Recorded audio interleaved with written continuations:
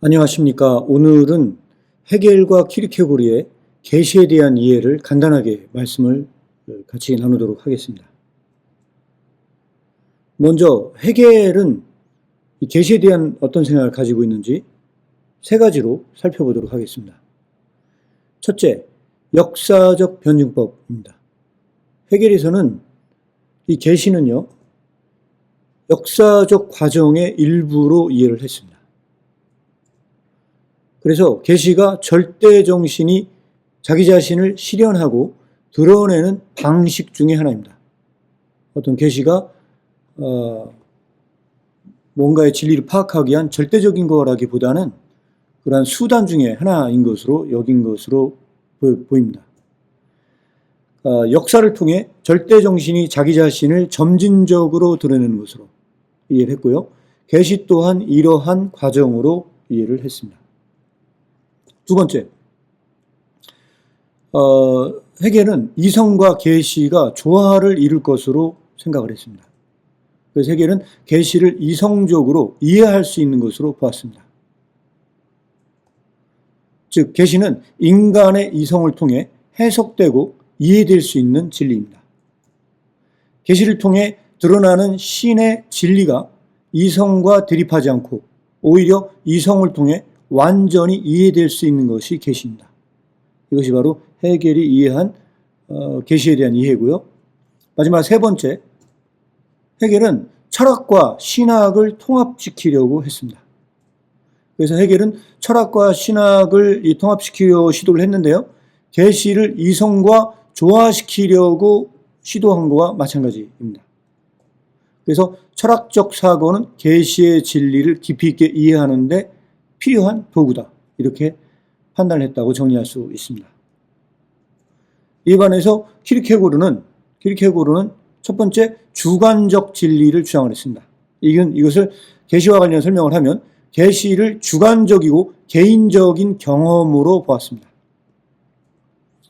그래서 계시를 통해 인간이 하나님과 개인적으로 관계를 맺는 사건으로 이해를 했습니다.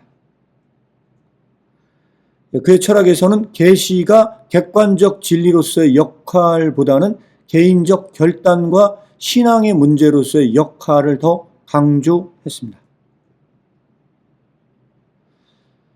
자, 그리고 두 번째로 신앙과 이성이 대립하는 것으로 보았습니다. 그래서 키르케고르는 신앙과 이성을 대립하는 것으로 보다 보니까 이성만으로는 신앙의 본질적인 진리를 이해할 수 없다고 주장을 했습니다. 그래서 계시는 인간의 이성적 이해를 초월하는 신비로운 사건으로 이해를 했습니다. 그래서 계시는 신앙을 통해서만 진정으로 받아들여질 수 있습니다.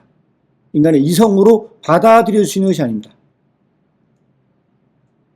마지막으로 세 번째, 키르케고르는 역사적 순간과 초월성을 강조를 했는데, 자, 여기서 계시를 특정 역사적 순간에 일어난 특정 역사적 사건 순간에서 일어난 초월적 사건입니다. 이것을 잘 이해하셔야 되는데 역사에 밖에 일어난 것이 아니고 특정 역사적 순간에 일어난 초월적 사건입니다. 이게 굉장히 중요한 포인트가 있습니다. 이는 인간의 삶에 개입하는 그 신의 직접적인 행위로 있습니다. 하나님의 직접적인 행위라고 보시면 될 것 같습니다. 그래서 계시를 단순한 역사적 사건으로 보지 않고 신과 인간 사이의 실존적 만남으로 이해를 했다. 그래서 이 차이점들을 헤겔과 키르케고르의 차이점들을 요약을 한다면 이렇게 요약을 해서 말씀드릴 수 있습니다. 이성과 계시적인 면에서 보면요, 헤겔은 계시를 이성으로 이해할 수 있는 것으로 보았으나 키르케고르는 계시를 신앙의 영역으로 보아 이성적으로 이해할 수 없는 것으로 보았다. 이렇게 정리할 수 있고요. 역사와 계시와의 관계는 헤겔은 계시를 역사적 과정의 일부로 보았지만 키르케고르는 계시를 초월적이고 개인적인 사건으로 강조했습니다.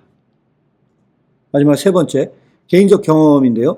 키르케고르는 계시를 통해 하나님과의 개인적 관계를 중시하는 반면 헤겔은 계시를 절대 정신의 객관적 드러남으로 보았습니다. 여기까지 간단하게 해겔의 관점과 킬케고르의 계시에 대한 관점의 차이를 요약해서 말씀드렸습니다. 시청해 주신 모든 분들께 감사드립니다.